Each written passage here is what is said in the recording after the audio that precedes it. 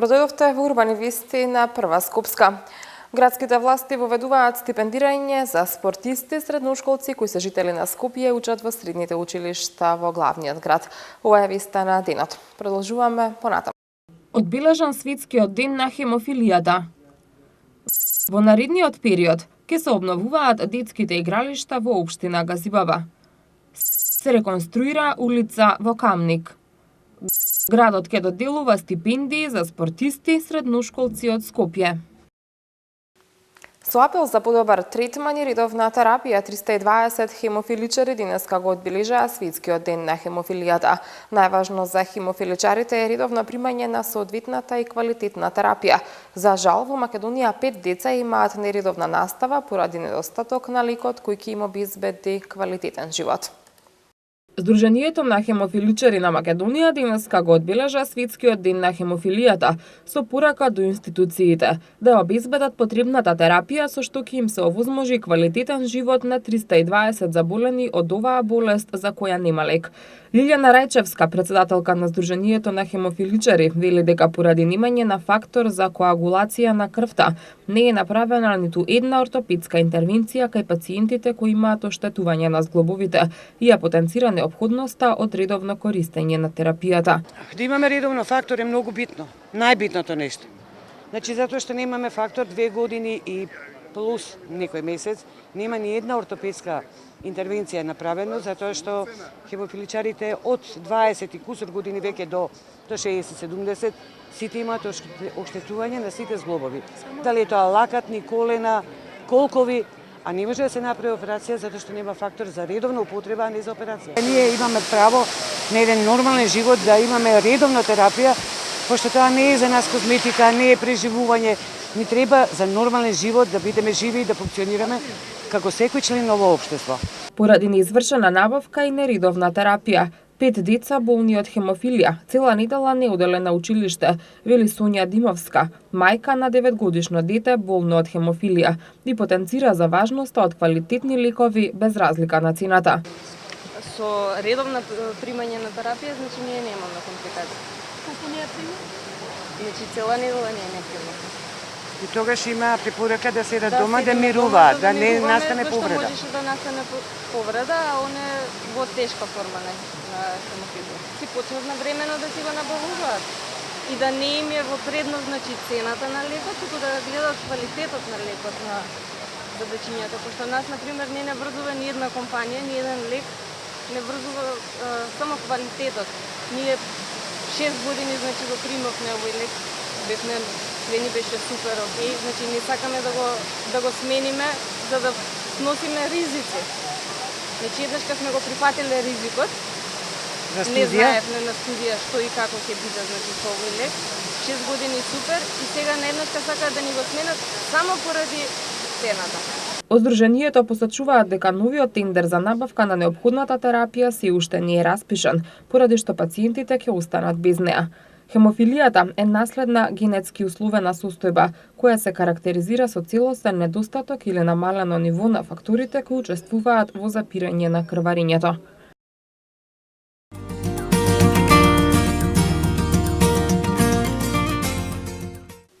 По реакциите од граѓаните дека не се уредуваат детските игралишта, општина Газибаба информираше дека игралиштата се наоѓаат во добра состојба, а онаму каде што има оштетени реквизити во наредниот период ќе следува акција за нивна обнова и реконструкција. Исто така од општината информираат дека се уредува и тревната површина околу детските игралишта. Општина Газибаба како една од општините во градот Скопје има ингеренции согласно законите за животна средина и заштита на природата. Токму затоа и програмата за оваа година е во насока на подобрување на квалитетот за животната средина. Во програмата се опфатени и активности за подигнување на нови и одржување на зелените површини, кои се основа за унапредување на животната средина, но секако и одржување на веќе постоечките зелени површини и паркови. Општината, која се состои од 7 населени места во урбаниот дел и 15 населени места во руралниот дел, подеднакво се труди да обезбеди квалитетни услови во сите населени места. Пред се обезбедување услови за најмладите жители на општината, преку изградба на детски игралишта и простор каде што тие може да се забавуваат.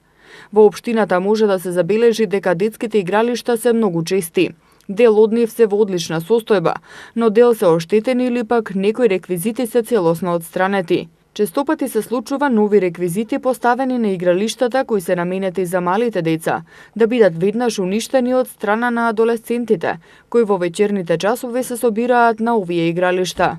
Токму затоа треба да се зголеми еколошката свест кај граѓаните, која на национално ниво е многу ниска.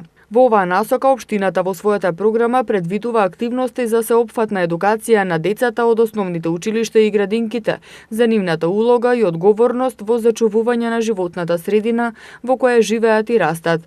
Да им се развие свеста за штетноста на загадената средина, односно предноста за чиста средина и соодветно складирање на отпад и слично.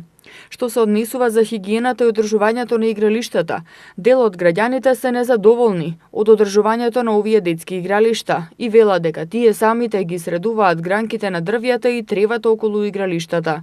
Од општината пак велат дека игралиштата се наоѓаат во добра состојба и во теке акција за косење на тревата околу нив.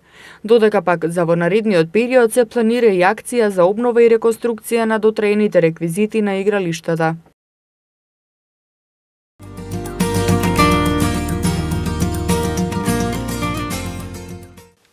И во следните минути се задржуваме на општина Газибаба.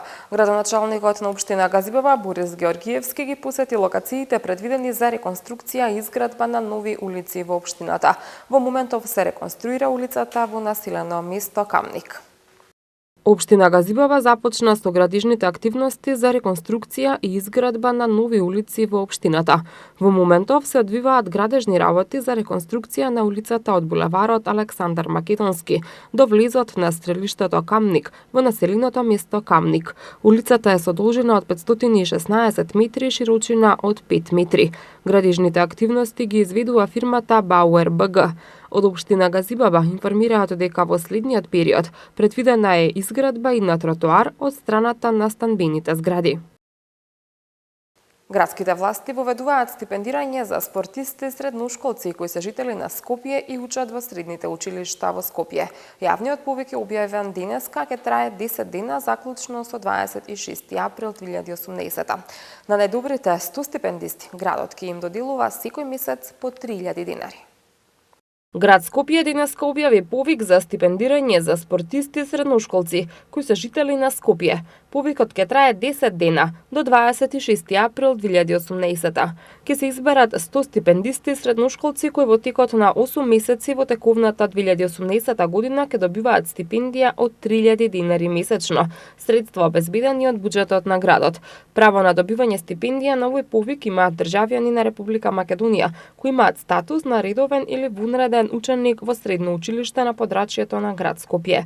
Потребно е тие да се жители на Скопје, да се активни спортистки и спортисти, членови на спортски клубови регистрирани на подрачјето на градот и да се регистрирани во националните спортски федерации во Македонија, да имаат високи спортски постигнувања во претходната 2017 година и во 2018 се до завршување на јавниот повик. Сите заинтересирани за овој јавен повик истиот може да го погледнат на веб страницата на град Скопје. Пријавите треба да се достават до градот преку пошта на адресата булевар Илинден број 82 Скопје или во архивата на град Скопје барака број 16 секој работен ден до 19 часот и 30 минути, најдоцна до 26 април до 15 часот.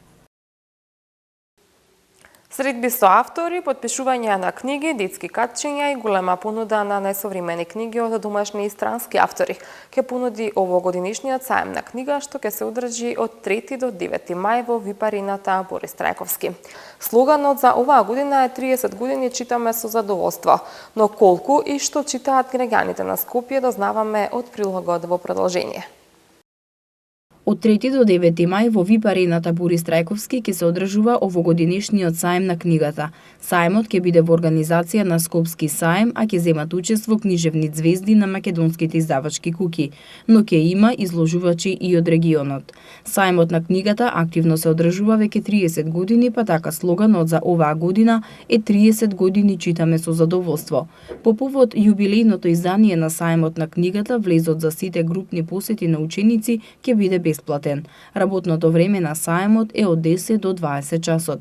Како што информираат организаторите, сајмот има меѓународен карактер и обезбедува широка програма на изложување, вклучувајќи дела од домашни и странски автори, современи и класични литературни дела, стручна, научна и белетристична литература, енциклопедии, дела од областа на културата и уметноста, книги за млади и деца, учебници и училишни прирачници и галантерија, современа опрема и прибор за училишта, факултети, просветни и истражувачки институции. Саимската понуда ќе ја збогатат и средбите со авторите, подпишувањата на книги и детските катчиња.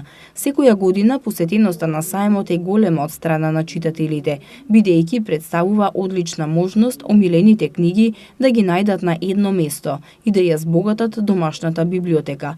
Издавачите се обидуваат максимално да ја доближат книгата до читателот со многобројните саеми и попусти. Затоа преку анкета се обидовме да дознаеме дали и колку читаат граѓаните на главниот град. Едно прашање, дали читате книги? Да. Кои автори најмногу ги читате? Македонски или странски? Македонски во последно време. А дали сте го посетиле сајмот на книгата сега? Го посетив, да, по повод на издавање нова книга за деца со моето мало синче.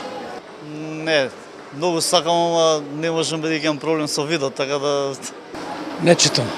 Да, сметам дека треба секој од нас да посвети доволно внимание книгата за да чита книги, да се едуцира, така само ќе има напредок. Сега слабо. Не читам книги, не сум многу по книгите, извини. Само факултетски што се, да. Едно истражување на Националната фондација за уметност потврдува дека оние кои редовно читаат активно се ангажирани во своите граѓански должности, но и културно се поизградени, што би значило дека читањето не прави примерни граѓани.